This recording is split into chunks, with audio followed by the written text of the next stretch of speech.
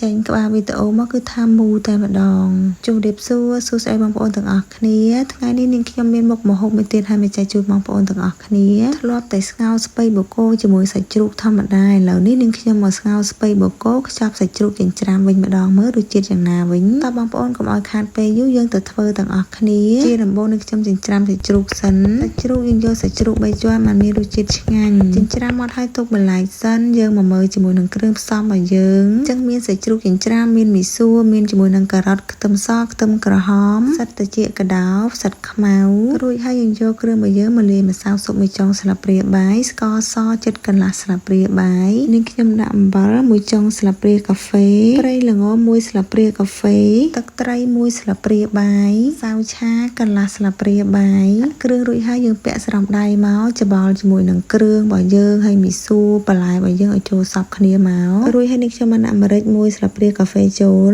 ដាក់ម្រេចឲ្យច្បល់បន្តិចទៀតគឺយើងទុកមួយឡែកសិនព្រោះថារួចរាល់ហើយយើងមកស្រុះជាមួយនឹងស្ពៃបូកគោហើយនឹងស្លឹកខ្ទឹម